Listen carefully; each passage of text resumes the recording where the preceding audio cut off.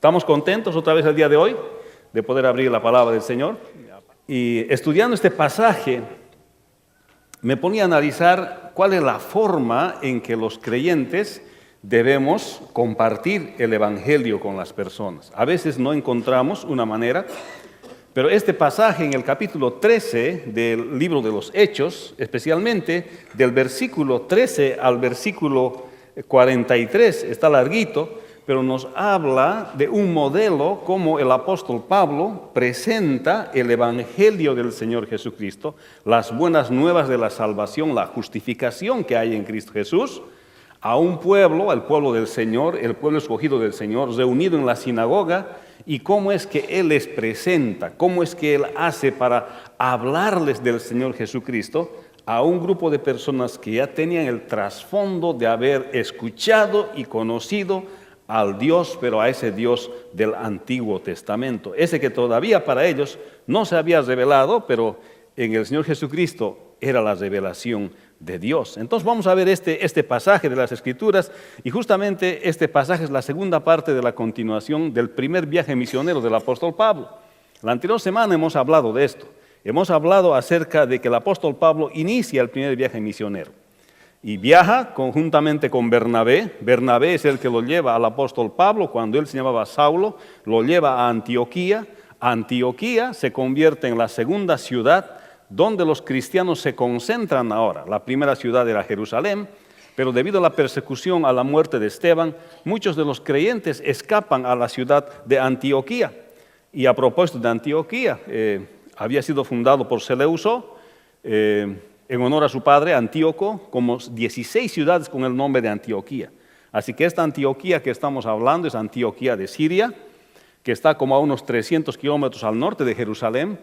Pero ahora, partiendo de esta ciudad de Antioquía, van a ir a la isla de Chipre, a Salamina, luego a la parte de Pafos, donde encuentran a Elimas o a Bar Jesús, un profeta falso que procura interferir con la evangelización de Sergio Paulo, y luego de esto van a viajar hacia Perge para llegar nuevamente a Antioquía, pero no a Antioquía de Siria, sino a otra Antioquía que es Antioquía de Pisidia.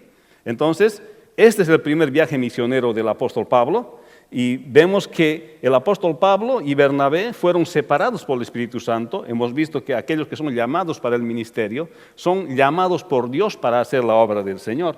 No son personas que se autoescogen, no son personas que se autodesignan, no son personas que dicen yo voy a hacer esto porque pienso que debo hacer esto, sino que la palabra del Señor nos habla que el Espíritu Santo llama específicamente a las personas para estar en el ministerio. Una cosa es ser creyente y otra cosa es ser llamado para el ministerio.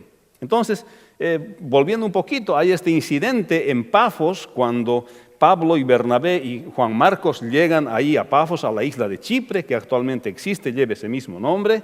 Entonces, ahí vemos este incidente con Bar Jesús, que un profeta falso que trata de alejarle, interferir en la evangelización de Sergio Paulo. Y entonces Pablo, usando su autoridad apostólica, le dice, vas a quedar ciego, ¿hasta cuándo tú vas a interferir? No vas a interferir, vas a quedar ciego por algún tiempo, y este hombre queda ciego. Mientras tanto, el apóstol Pablo puede explicarle el evangelio, puede explicarle las buenas nuevas, y este hombre de buena gana acepta, Sergio Paulo acepta al Señor Jesucristo.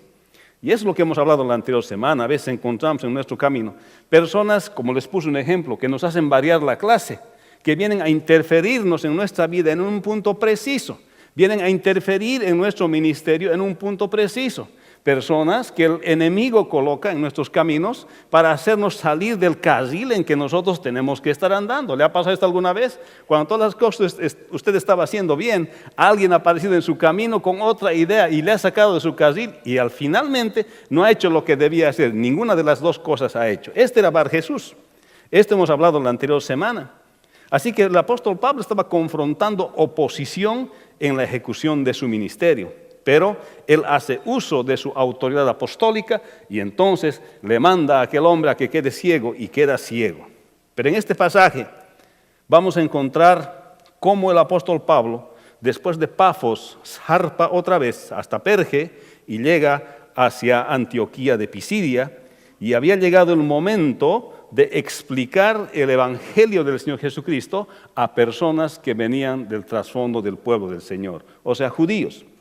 Judíos que habían vivido y por mucho tiempo en la tradición de sus padres, y por supuesto que eran personas que no ignoraban la Escritura, eran personas que sabían el Antiguo Testamento, y cuando ellos llegan a aquel lugar les piden una explicación, les piden que exhorten, si hay algo que hay que exhortar. Entonces había llegado el tiempo de dar una explicación de cómo funciona y de cómo es las buenas nuevas, cómo son las buenas nuevas y el Evangelio del Señor Jesucristo. Así que vamos a ir leyendo el pasaje poco a poco y vamos a leer en el versículo 13 y dice así, capítulo 13. Habiendo zarpado de Pafos, Pablo y sus compañeros arribaron a Perge de Panfilia, pero Juan, apartándose de ellos, volvió a Jerusalén. Ellos pasando de Perge llegaron a Antioquía de Pisidia y entraron en la sinagoga un día de reposo y se sentaron.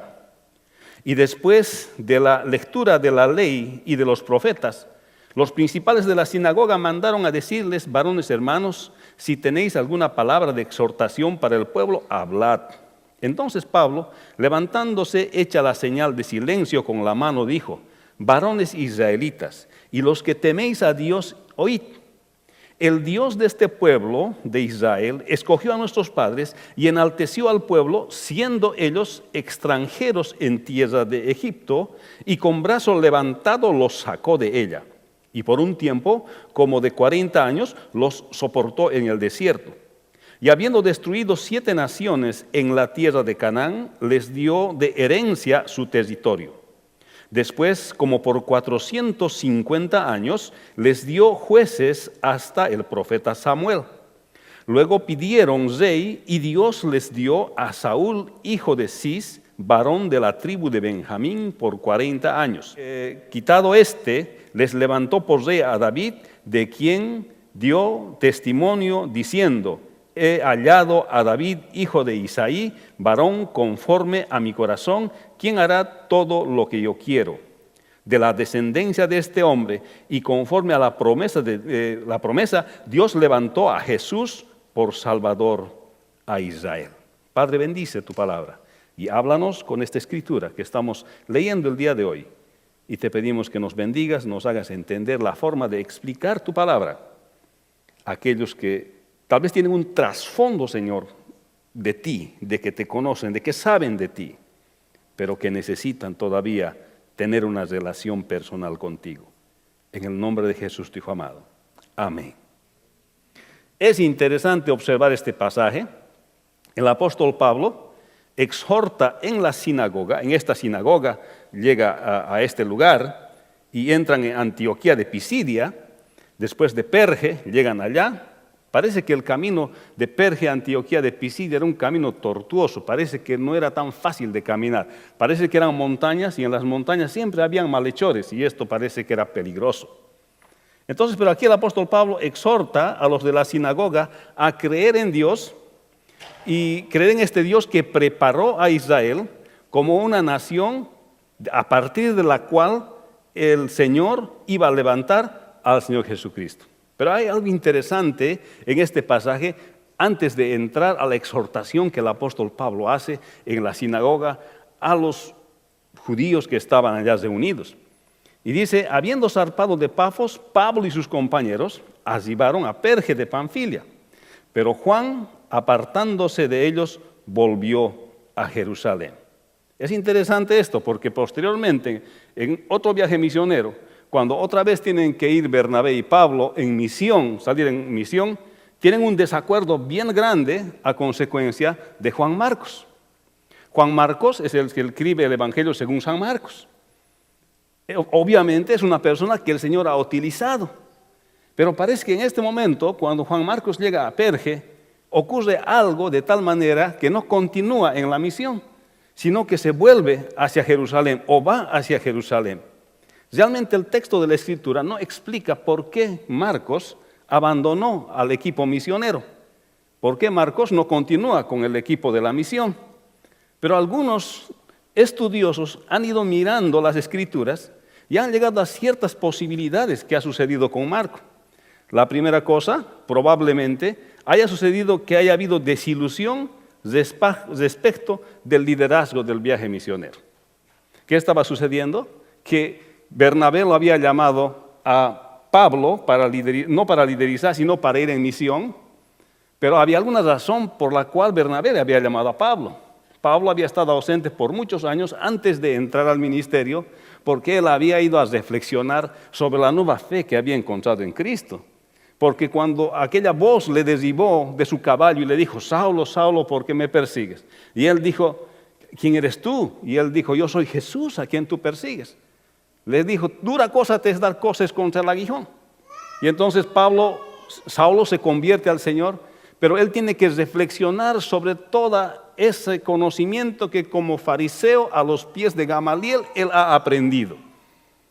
No era una cosa inmediata que inmediatamente él iba a predicar el Evangelio, sino que se fue por muchos años, dice él, a Arabia a reflexionar, porque eso es lo que nos habla el texto también. No nos dice precisamente, pero se fue a reflexionar sobre las cosas que él creía.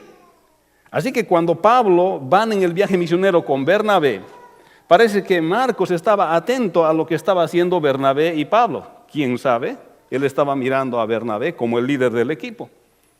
Pero el que surge en el camino como verdadero líder y como instrumento escogido de Dios, además en los mismos hechos, Lucas habla de que Pablo es un instrumento escogido de Dios y entonces toma su lugar este instrumento escogido de Dios. Aparentemente esto desilusiona a Juan Marcos. Probablemente él quería que Bernabé sea el líder, pero no es tanto lo que uno pueda querer, es lo que Dios quiere. Entonces, no se sabe con precisión, pero definitivamente podemos ver en el texto, sí, que el líder empezó a ser el apóstol Pablo. Pudiese haber sido esa la razón por la cual Juan Marcos no continuó. Y no sería una cosa atípica en la iglesia, ¿no es cierto? Algunos no quieren estar bajo el liderazgo de alguien, algunos no aceptan el liderazgo de alguien, algunos no aceptan mi propio liderazgo como pastor en la iglesia. Algunos no lo hacen, pero tal vez tenemos que pensar quién coloca a los líderes. Dios es el que designa a quienes van a liderizar en el ministerio. El camino, la segunda cosa sería el cambio de enfoque hacia los gentiles. Probablemente esto le puede haber influido a Marcos también, porque ellos se van de los judíos hacia los gentiles, de los escogidos del Señor que tenían el trasfondo de la palabra de Dios, ahora se van a predicar a los gentiles. Y él era un judío criado en la tradición judía. Ahora la tendencia era que el apóstol Pablo estaba liderizando y la predicación estaba yendo en dirección de aquellos a los cuales él no está acostumbrado. ¿Le ha pasado eso? Choque cultural. Había un choque cultural. Hoy sí, yo quiero el evangelio que les llegue a estos hermanitos, pero no puedo comer lo que ellos comen. O no entiendo las bromas que ellos hacen. No entiendo su cultura. No entiendo cómo son. Mejor nos preparemos cuando vayamos a la Argentina. Son totalmente diferentes a nosotros.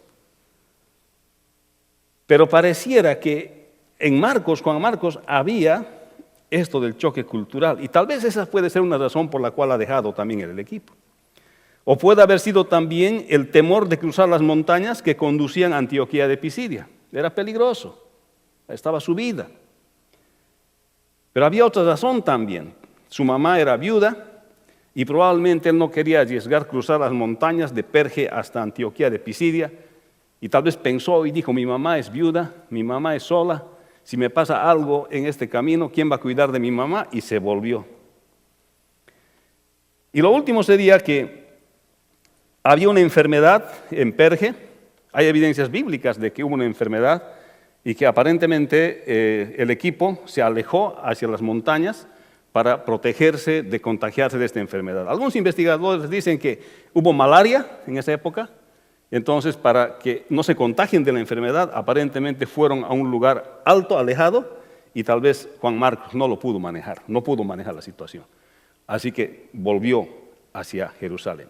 Pero realmente no se sabe cuáles son las razones textualmente en el texto. Sí podemos ver algunas posibilidades, pero hay alguna causa por la cual Juan Marcos ha dejado la misión y se ha ido y se ha vuelto hacia Jerusalén. Entonces esto pone de relieve primeramente el autor, Lucas, de este capítulo 13 versículo 13, pone este primero de relieve, porque más tarde va a desarrollar esta situación, este conflicto que se ocasiona entre Pablo y Bernabé por la actitud de Juan Marcos. Pero esto nos hace pensar a nosotros también. ¿Cuánto nosotros incidimos en la obra del Señor? ¿Cuánto influimos nosotros como siervos de Dios, como personas, como creyentes positivamente en el ministerio? ¿Interferimos en el ministerio de otro o apoyamos el ministerio de otro? ¿Construimos el ministerio de otro o con nuestra participación interferimos en el ministerio de otro? ¿Apoyamos el ministerio del Señor aquí en Emmanuel Bible Church? ¿Apoyamos lo que un pastor hace? ¿Apoyamos lo que un líder hace? ¿Cuánto nosotros estamos en nuestras decisiones apoyando en general para que la iglesia funcione? Y estos son uno de los primeros conflictos que aparecen en la iglesia del Señor. En el hacer ministerio. Esto no era el problema de no hacer ministerio. Estaban haciendo ministerio, pero ya haciendo en el ministerio no había acuerdo de cómo hacer, o a quién llevar, quién va a estar, quién va a participar, o qué actitud vamos a tomar con aquellos que se vuelven atrás, con aquellos que no continúan con la misión. Con aquellos que ponen diferentes tipos de excusas para no hacer la obra del Señor. ¿Qué actitud vamos a tomar? Todos son hijos del Señor, creyentes, conocen al Señor. Pero sus reacciones son tan diversas. Oh Señor, danos sabiduría para actuar y seguir animando a nuestros hermanos para que estos hermanos se edifiquen y sigan haciendo tu obra. Amén. Porque es evidente que tenemos debilidades en el ministerio. Es evidente que no todas las cosas nosotros podemos hacer. Pero hay otros hermanos que sí lo pueden hacer. Así que todos somos necesarios en la obra del Señor, pero deberíamos de pensar delante del Señor bien si nuestra participación es positiva para la edificación del resto de los hermanos en el cuerpo del Señor. Amén. No sé cuál habría sido la razón de Juan Marcos, pero que su experiencia nos sirva a nosotros para que nuestra participación en el ministerio sea edificativa para todo el cuerpo del Señor Jesucristo. Amén. Luego dice, fueron a la sinagoga en Antioquía. Bueno, ya Juan Marcos se va, deja el equipo misionero, se va Pablo con Bernabé, llegan a la sinagoga de Antioquía de Pisidia, son invitados a exhortar a la congregación, ocasión en que Pablo pues toma el liderazgo en el viaje y aprovecha para exponer de Dios con la nación de Israel, levantar al Señor Jesucristo como Salvador de Israel. Entonces, aquí podemos ver que el apóstol Pablo empieza a explicar. Y en el versículo 16 dice, levantándose Pablo, echa la señal de silencio con la mano, dijo, varones israelitas y los que teméis a Dios, oíd, el Dios de este pueblo de Israel escogió a nuestros padres, enalteció al pueblo, siendo ellos extranjeros en tierra de Egipto, y con brazo levantado los sacó de ella, y por un tiempo, como de 40 años, los soportó en el desierto. Y habiendo destruido 7 naciones en la tierra de Canaán, les dio en herencia su territorio. Después, como por 450 años, les dio jueces hasta el profeta Samuel. Luego pidieron rey y Dios les dio a Saúl, hijo de Cis, varón de la tribu de Benjamín, por 40 años. Quitado les levantó por rey a David, de quien dio también testimonio diciendo, he hallado a David, hijo de Isaí, varón conforme a mi corazón, quien hará todo lo que yo quiero.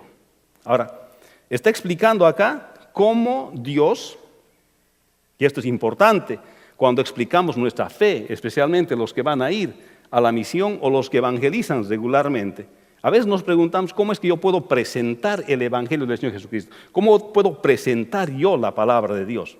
Es importante que nosotros entendamos que aquí como presenta el apóstol Pablo, y está narrado por Lucas, que prepara Dios a Israel como una nación para la venida del Señor Jesucristo. Esto es importante hablar.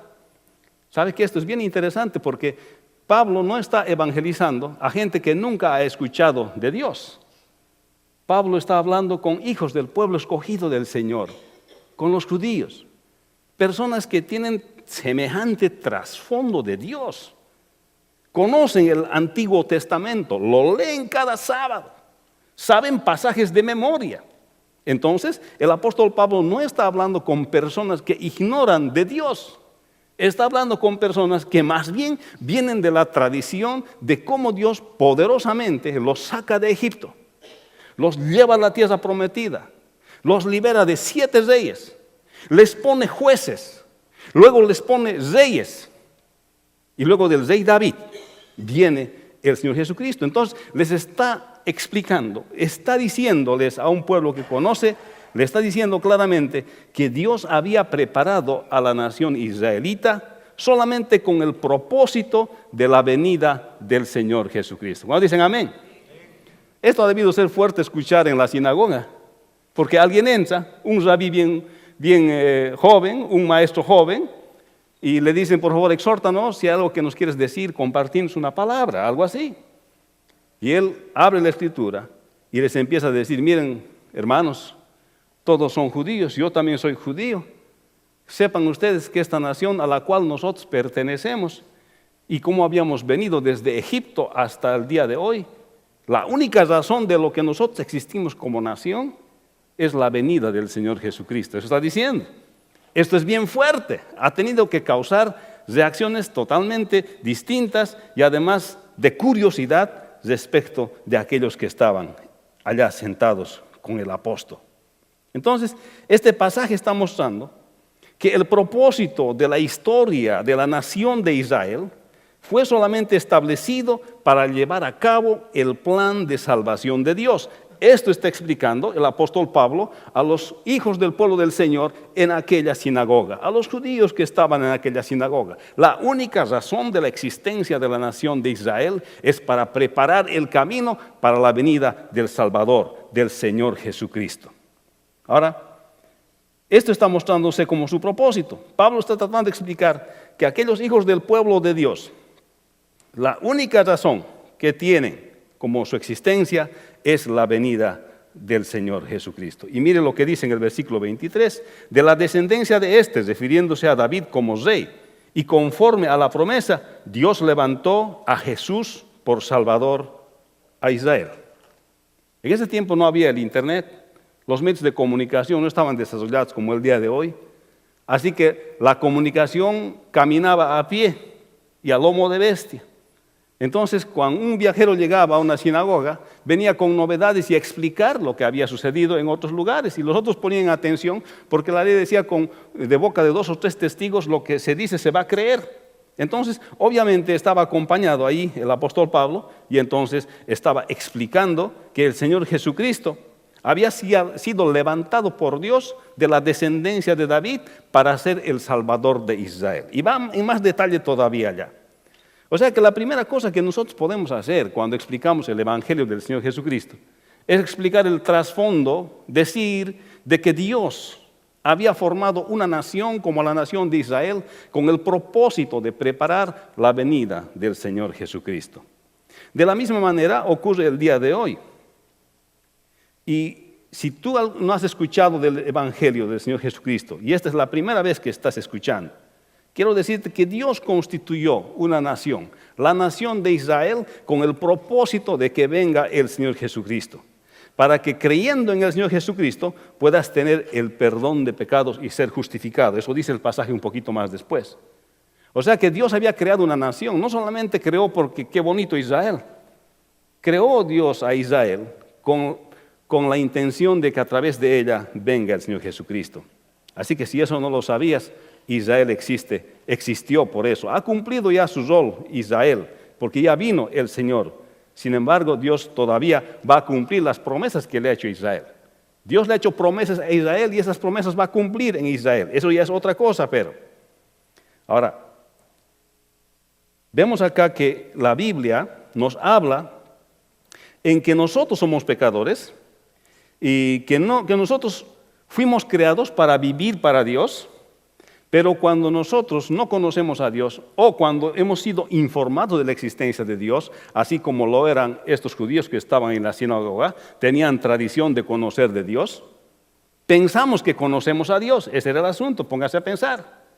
Tal vez los más indicados de decir que estaban más cerca de Dios eran los hijos escogidos del Señor, los judíos en aquella sinagoga. ¿Cómo podía llegar otro hombre a la sinagoga para decirme, conoce a Dios, a ese Dios que mis antepasados por muchas generaciones han adorado y saben que es verdad? ¿Qué cosa de nuevo tiene que venir a decirme estas personas del Dios que mis ancestros han experimentado? ¿Qué de nuevo tienen que venir a hablarme? Y esta es la misma situación el día de hoy. por cada uno de ustedes, con cada uno de nosotros. Tal vez usted ha crecido en una tradición religiosa. Tal vez usted ha crecido en una iglesia. Tal vez usted ha crecido en un trasfondo religioso. Tal vez usted de alguna manera sabe bastante de Dios. Pero ¿qué sentido tiene pues ahora hablarle del Señor Jesucristo? De lo que está hablando aquí el apóstol Pablo, está tratando de mostrar el apóstol Pablo, es que esa nación ha sido formada para la venida del Señor y que al Señor Jesucristo no solamente hay que aceptarlo como una idea, sino que hay que aceptar que Él vino para morir en la cruz del Calvario por nosotros y que en Él hay perdón de pecados y justificación. Eso quiere decir que al perdonar nuestros pecados, Dios, al declararnos justos, a nosotros Dios nos da herencia eterna. Y esto genera una relación personal con Dios. O sea, aquí está la clave, que no es suficiente saber de Dios, es necesario tener una relación personal con Dios. Amén.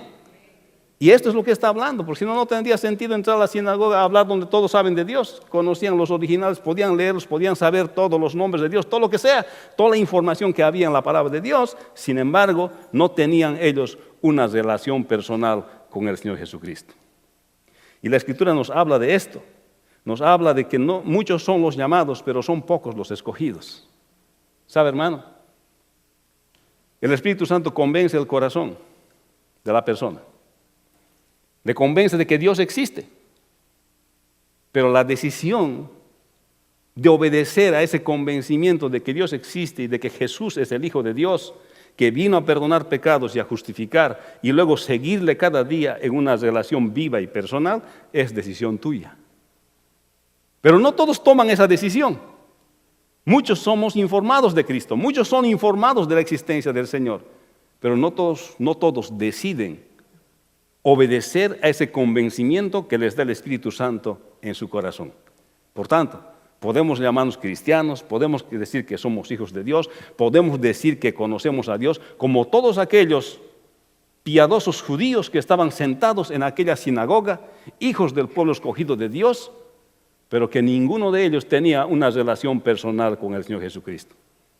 El asistir a la iglesia, el conocer la tradición, el saber mucho de Dios, el ser buen ciudadano en la fe que usted dice que tiene, no le hace un hijo de Dios.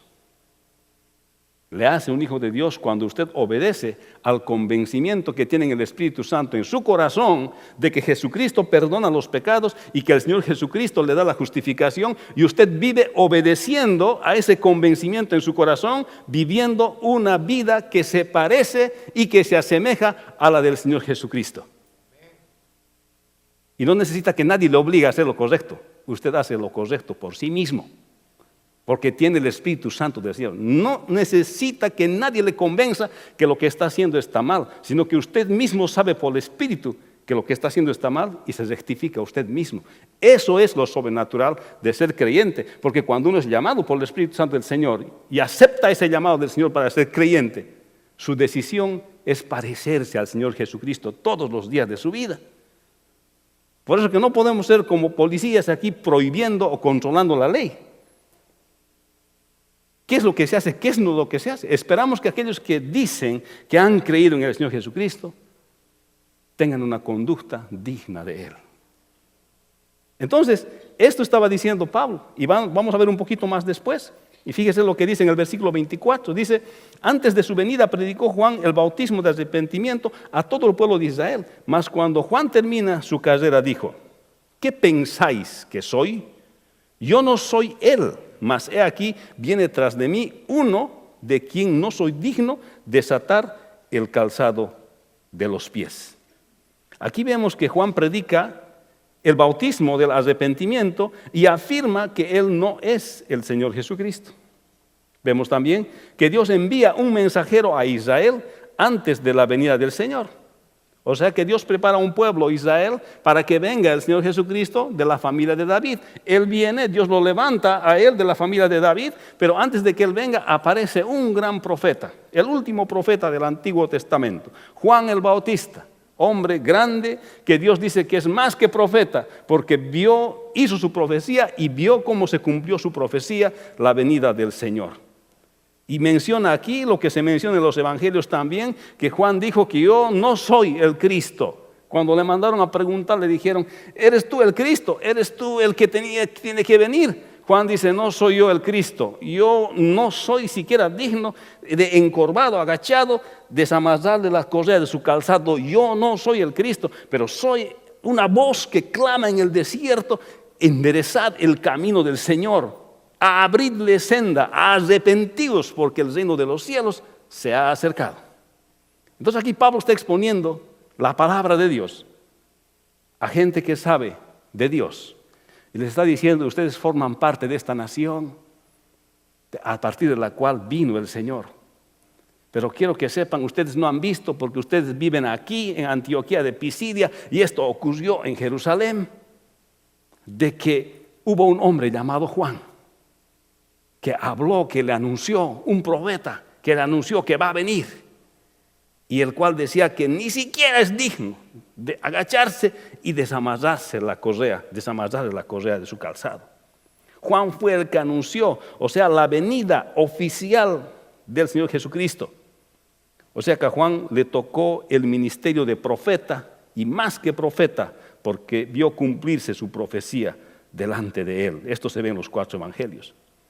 Entonces, Dios envió un mensajero. La primera cosa hay que decir, Israel es una nación preparada para la venida del Señor. Fue preparada para la venida del Señor. La segunda cosa que hay que decir es que Dios envió un mensajero y este mensajero es Juan el Bautista para hablar antes de la venida del Señor. Y hay una tercera cosa que en esta exposición que hace el apóstol Pablo se menciona acá. Y está en el versículo 26. Dice, varones hermanos, hijos del linaje de Abraham, a los que entre vosotros teméis a Dios, a vosotros es enviada la palabra de esta salvación. Porque los habitantes de Jerusalén y sus gobernantes, no conociendo a Jesús ni las palabras de los profetas que se leen todos los días de reposo, las cumplieron al condenarle. Y sin hallar en él causa digna de muerte, pidieron a Pilato que se le matase. Y habiendo cumplido todas las cosas que de él estaban escritas, quitándole del madero, lo pusieron en el sepulcro, mas Dios le levantó de los muertos, y él se apareció durante muchos días de los que habían subido juntamente con él de Galilea a Jerusalén, los cuales ahora son sus testigos ante el pueblo.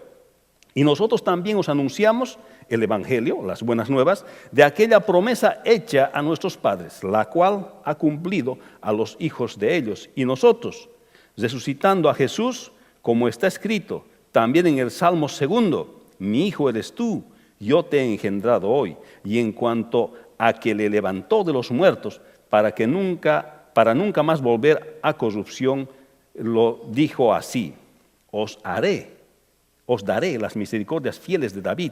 Por eso dice también en otro salmo, no permitirás que tu santo vea corrupción, porque a la verdad David, habiendo servido a su propia generación, según la voluntad de Dios, durmió y fue reunido con sus padres y vio corrupción, mas aquel a quien Dios levantó no vio corrupción. Amén. Entonces está hablando aquí el apóstol Pablo, explicándoles en la sinagoga, diciendo que los habitantes de Jerusalén y los gobernadores cumplieron las escrituras crucificando al Señor, pero Dios los resucitó porque así estaba escrito. Que muchos de ellos ignoraban que estaban crucificando al Señor, es cierto, pero que cumplieron lo que estaba escrito en las Escrituras. Y menciona el Salmo 2 y menciona también otro pasaje de Isaías capítulo 55, versículo 3, viendo en más detalle lo que está hablando aquí el apóstol Pablo. O sea que primero habla de que Israel es una nación preparada para la venida del Señor. Segundo, está hablando de que hubo el precursor, Juan el Bautista, que le anuncia. Y ahora está diciendo que Dios le habla anticipadamente al pueblo por los profetas de la muerte y de la resurrección del Señor Jesucristo. Y que el pueblo de Israel en Jerusalén, porque ellos están hablando en Antioquía de Pisidia, en Jerusalén, el pueblo de Israel, sin saberlo, han cumplido estas escrituras. Esto es lo que está hablando el apóstol Pablo. Así que Dios habló anticipadamente por los profetas de la muerte y de la resurrección del Señor. Y les están mostrando las escrituras. Y aquí no da más detalle de qué pasajes ha hablado el apóstol Pablo, pero está hablando los pasajes del Antiguo Testamento que hablan de la muerte y la resurrección del Señor Jesucristo. Y esta es otra cosa que nosotros podemos utilizar cuando compartimos la palabra del Señor. Decir que estaba anticipada la muerte del Señor y que si bien en Jerusalén lo han crucificado e ignoraban, con todo han cumplido las Escrituras así como estaba dicho en su palabra. Se puede ver que el pueblo cumplió estas Escrituras sin haber entendido las profecías respecto del Señor. Ahora, Pablo y Bernabé estaban también como testigos de la resurrección del Señor Jesucristo y fueron a compartir esta buena noticia en aquella sinagoga de Antioquía de Pisidia. Pablo podía hablar vívidamente de esa experiencia, porque él no solamente había escuchado del Señor Jesucristo, de las narraciones que hacían los otros apóstoles, o de las narraciones que hacían los otros discípulos del Señor. Él había tenido un encuentro personal con el Señor Jesucristo. Aquella voz y aquella luz le había derribado de su caballo y le había dicho personalmente: Saulo, Saulo, ¿por qué me persigues? Y él había contestado y le había dicho: ¿quién eres tú? Y la voz le respondió y le dijo: yo soy Jesús a quien tú persigues. Él podía hablar vívidamente como testigo de aquellas buenas noticias, porque la carne del Señor no vio corrupción, porque Él resucitó. Y entonces podía decir y afirmar que estaba dicho y escrito que el Señor iba a morir, pero también estaba escrito que Él iba a resucitar, y que ahora Pablo se presenta como testimonio vivo y dice: yo lo he visto también. Y no solo yo, sino otros hermanos le han visto también. Y eso, queridos hermanos, dice en la sinagoga, hemos venido a explicarles, hemos venido a testificarles. Hermanos, a pesar de que fue muy doloroso para el Señor Jesucristo lo que Él vivió en la cruz, y el pueblo no lo reconoció como su Salvador, estas eran buenas noticias de que cualquier persona que se arrepiente de sus pecados recibirá el perdón de sus pecados y la justificación de Dios. Pero esto no quiere decir creo solamente de palabra. Acuérdese, es convencimiento del Espíritu Santo al corazón. Cuando el Espíritu Santo le convence al corazón y usted decide obedecer al Espíritu Santo, para siempre obedecer su palabra y entregarle su vida y vivir de la forma que dice la Escritura que tenemos que vivir, tener una relación personal con el Señor Jesucristo, leer la Escritura y vivir una vida de obediencia, eso es la certeza de que el Espíritu Santo vive en su corazón. Pero si no se le apetece obedecer la palabra de Dios, si no se le apetece hacer como dice la Escritura, si no se le apetece buscar a Dios y hacer como Él dice, póngase a pensar si su decisión de seguir al Señor Jesucristo es verdadera y auténtica. Porque no hay otra forma de probar que uno está en Cristo sino por la obediencia. Yo no podía decir yo de Lilian cuando la vi, cuando entró a la iglesia por primera vez. Recuerdo que llegué a la sociedad de jóvenes y la veo entrar por primera vez, y la veo y digo: me voy a casar con ella, es lo que dije. La vi entrar y dije: me voy a casar con ella. Ni me conocía, ni me hablaba, ni me había visto, ni se había dado cuenta que yo era quién. Pero dije: la vi, dije, me voy a casar con ella. Ya ni siquiera pensé que voy a ir a hablar con su, nada, solamente que me voy a casar con ella. Pero enfrentar a su mamá no fue fácil, ¿eh? Y hubo un matrimonio ese fin de año. Y dije: esta es mi oportunidad. Voy y pido permiso a la mamá. Y voy al matrimonio con ella. Entonces le digo: Lilian, ¿no te gustaría ir al matrimonio que se va a casar tal compañero de la iglesia? Y ella nunca había ido a un matrimonio cristiano porque hace poco se había convertido al Señor Jesucristo. Entonces tenía curiosidad para ver cómo eran los matrimonios. Ni siquiera pensó, me dijo ya, así nomás, rápido. Acerté. Primer punto. Te digo: ¿será que puedo pedirle permiso a tu mamá para que vayamos? Pues bueno, es así, en nuestros países es así. Aquí medio que ya no funciona, un texto nomás creo que es. Pues era así. Entonces me dice: sí, mi mamá te va a recibir domingo por la tarde. Ay, ay, ay. Voy a la casa de ella y no me recibe la mamá, sino la tía. Yo pensé que la tía era la mamá. Y un interrogatorio me da: ¿quién es usted? Y todos los asuntos de ley que tienen que preguntar. Y yo le digo, sí, la he conocido en la iglesia y de verdad, ¿sabe qué? Le explico todo, me esmero por explicarle. Y al final le pregunto, ¿es usted su mamá? Me dice, no, yo no soy su mamá, soy la tía. ¡Oh! La tía nomás todavía, imagínese. La mamá tiene que venir. ¡Oh, la mamá viene! La convencí y me dijo, la traes aquí a las 10 de la noche. Seguro, señora, 10 menos 5, no se preocupe, no quiero echar a perder esto. Y así fue. Pero quiero decirles una cosa, hermanos. Yo había dicho, Lilian, me voy a casar con ella. Pero si yo no me acerco a hablar con la tía, si no me acerco a hablar con la mamá, si no le hablo a Lilian, jamás iba a ser ni siquiera mi amiga. Lo mismo es en tu relación con Dios. Uno no puede decir que es creyente, uno no puede decir que es hijo de Dios, uno no puede decir que es cristiano hasta que no haya hablado personalmente con Cristo.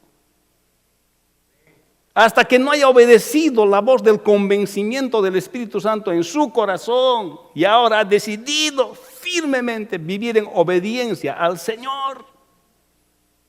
Por eso le hago pensar. Si no se le apetece leer la palabra del Señor, si no se le apetece obedecer la palabra de Dios, si no se le apetece servir al Señor, si no se le apetece hacer las cosas de Dios, hay que ponerse a pensar sobre esa decisión que digo que tengo.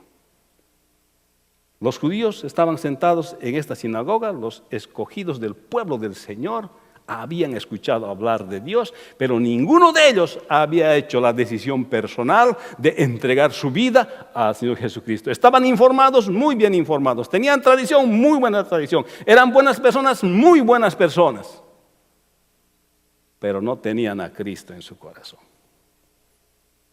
Era como pretender yo decir, Lilian es mi esposa y ni siquiera me hablaba ella.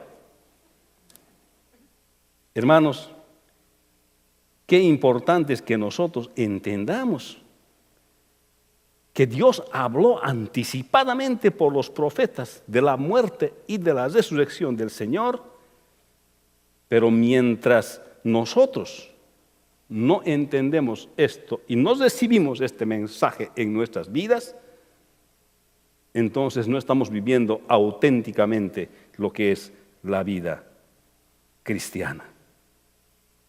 Y dice aquí que el Señor resucitó, y cuando uno le entrega su vida al Señor Jesucristo, sabe que esto pasó. Hermanos, se puede ver en el pueblo de Israel que estas escrituras, las escrituras siempre se han mencionado, pero aceptar al Salvador Jesucristo es decisión personal de uno. Así que congregarse en una congregación, pertenecer a un cuerpo, no significa necesariamente que tenga una relación personal con el Señor. Tener una relación personal con el Señor significa levantarse, no sé, temprano, es lo que yo hago en la mañana.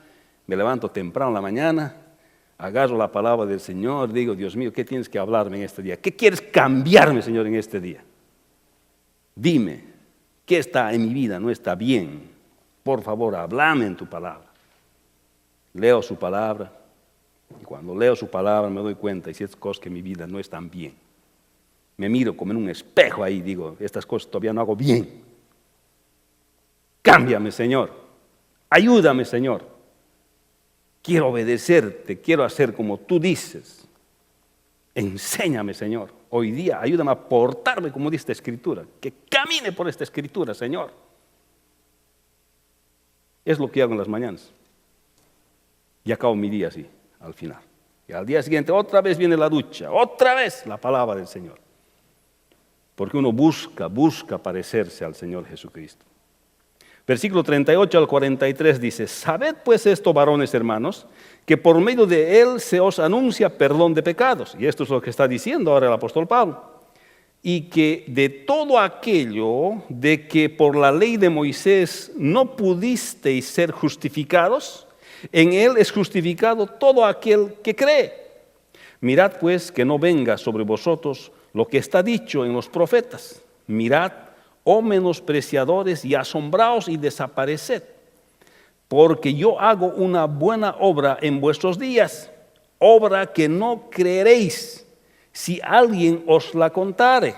Cuando salieron ellos de la sinagoga de los judíos, los gentiles les rogaron que el siguiente día de reposo les hablasen de estas cosas. Y despedida la congregación, muchos de los judíos, de los prosélitos piadosos, siguieron a Pablo y a Bernabé, quienes hablándoles les persuadían a que perseverasen en la gracia de Dios. El mensaje aquí es claro. Está claro, el que cree en el Señor Jesucristo tiene perdón de pecados. Y porque uno no se justifica a sí mismo delante de Dios.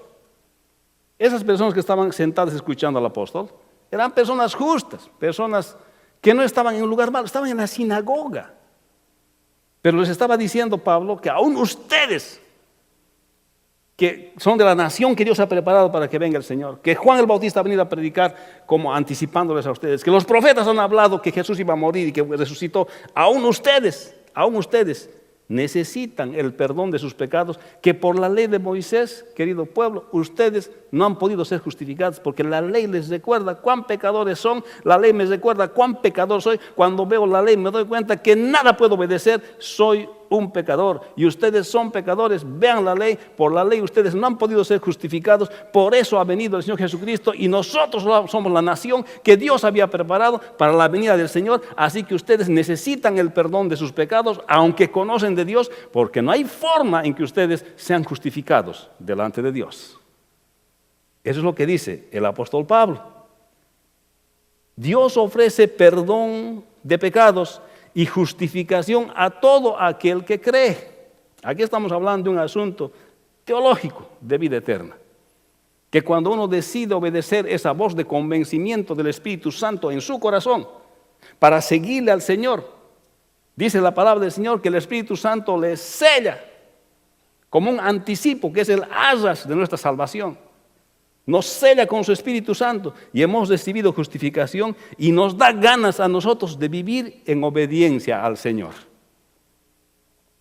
Pablo explica que existe perdón de pecados porque nadie puede ser justificado por la ley de Moisés. No todos los que dicen Señor, Señor, entrarán al reino de los cielos. Eso dijo el Señor. No todo el que dice Señor, Señor, heredará el reino de los cielos. Entrarán aquellos creyentes auténticos, aquellos que obedecen la voz del Espíritu Santo a través de su palabra que mora en su corazón. Aquellos que no hay que forzarlos a obedecer a Dios, sino porque son hijos de Dios, su natural inclinación es la obediencia a su palabra. No todo el que dice Señor, Señor, entrará al reino de los cielos. El Espíritu Santo ha venido para convencernos de justicia, de juicio y de pecado. Él vive en nosotros, y por eso la vida cristiana es totalmente diferente solamente a ser parte de un cuerpo religioso. La vida cristiana consiste en tener el Espíritu Santo del Señor en nosotros, y éste nos guía siempre a toda justicia, a todo juicio, a toda verdad. Aquellos que muestran evidencia de ser verdaderos hijos de Dios, frutos del Espíritu Santo en sus vidas. Entonces, aquí está hablando esto el Señor, y está diciendo Pablo que el mensaje es claro: hay perdón de pecados, Dios es el que justifica, pero justifica cuando uno obedece el convencimiento del Espíritu Santo en su corazón. Hermanos, todas estas personas que estaban sentadas allá, como ya lo he dicho, sabían de Dios, pero necesitaban ser creyentes en el Señor Jesucristo. Necesitaban reconocer el plan de salvación de Dios, que Dios había fundado una nación con el propósito de mandar al Señor Jesucristo. Y luego vino Juan el Bautista. Y luego las profecías hablaron anticipadamente que Cristo iba a morir, pero que iba a resucitar al tercer día. Y que ahora el que cree en el Señor Jesucristo tiene perdón de pecados y es justificado, y no así por la ley de Moisés. Y al igual que el día de hoy, las personas pueden saber mucho de Dios a través de la cultura, pero necesita uno reconocer que Cristo es su Salvador. ¿Cuántas veces el Espíritu Santo te ha hablado a tu corazón? ¿Cuántas veces el Espíritu Santo te ha convencido en tu corazón de que Jesús es Dios? Pero tal vez no has decidido obedecerle a Dios. ¿Cuántas veces sabes que el Señor es la verdad? Pero cuando hay que decidir, no decides lo correcto, sino decides lo que es incorrecto. Nos pasa a todos los seres humanos. Pero tal vez este es el momento en que te vuelques al Señor. Tal vez este es el momento que aceptes esta explicación magistral que hace el apóstol Pablo. Tal vez este es el momento para que reflexiones en la actitud de Juan Marcos. No sabemos por qué, tal vez no pudo resistir esta forma de hacer ministerio que hacía el apóstol Pablo. Tal vez estaba acostumbrado a la forma en que lo hacía el otro siervo del Señor Bernabé. No sé. Pero la verdad está dicha, la verdad está trazada en la palabra del Señor. Tal vez es el momento, el día de hoy, de volcarte a la obediencia a Dios. ¿Sabe, hermano? Estados Unidos necesita un avivamiento. Y avivamiento, hermanos, no significa que vamos a cantar más bonito y más emocional. Avivamiento significa retornar a la obediencia a Dios. Avivamiento significa retornar a los valores bíblicos que han enseñado los discípulos, los apóstoles. Y tal vez es el momento de volvernos y volcarnos a Dios el día de hoy y otra vez de nacer a la obediencia a Dios. Hermano, ¿vive el Espíritu Santo de Dios en tu corazón? Si vive el Espíritu Santo de Dios en tu corazón, cuando una palabra te habla, uno se arrepiente y se vuelca a la obediencia a Dios. Eso es lo que dice la palabra del Señor. Así que es el tiempo de explicar y es el tiempo de una explicación. Y el apóstol Pablo, narrado por Lucas, explica cómo debe presentarse el Evangelio. Y una vez presentado, nos hace reflexionar a nosotros si nosotros necesitamos volcarnos a la obediencia de Dios o no. Los Estados Unidos necesitan un avivamiento, hermanos. No podemos hacernos de la vista gorda mientras la nación declina moralmente. No podemos dejar que otros resuelvan lo que nosotros tenemos que resolver, primeramente en nuestras propias vidas. Hermanos, si el Señor ha tocado tu corazón el día de hoy y quieres renacer a la obediencia al Señor, te pido que inclines tus rostros allá donde estás y vamos a orar. Padre, te bendecimos. Te damos gracias, Señor, en este día. Y te pedimos, Señor, que siempre nos guíes. Te damos gracias, Señor, por este pasaje que nos hablas, por la explicación que da el apóstol Pablo de cómo se debe presentar, Señor, las buenas nuevas a aquellos que ya han escuchado de ti, Señor. Vemos, Señor, en la Escritura que tú preparaste un pueblo a través del cual ibas a venir, una cultura, una nación. Escogiste, Señor, a Israel para esto. Enviaste un precursor, alguien que hable de ti, que fue Juan el Bautista. Nos muestras por la Escritura que tú tenías que morir, ibas a ser crucificado, pero también ibas a resucitar. Y que eres la respuesta, la conclusión, el propósito por el cual Israel existió, para que tú vengas como Salvador de este mundo. Y que ofreces salvación y perdón de pecados, Señor, y justificación. Señor, pero a veces, Señor, nosotros no entendemos esto, pero tú quieres una relación personal contigo, así como aquellos buenos hijos tuyos en aquella sinagoga, Señor. Que no es suficiente saber de ti, es necesario entregarte nuestras vidas. Así que mientras estamos orando, hermanos, yo quiero invitar, si alguien no conoce al Señor Jesús, tal vez ha pensado que usted conoce al Señor Jesús. Pero si usted no conoce, de verdad no ha hecho una decisión, tal vez ha pensado que ha hecho una decisión. Así como aquellos que estaban sentados en la sinagoga. Hoy le invito en el nombre del Señor que le entregue su vida al Señor.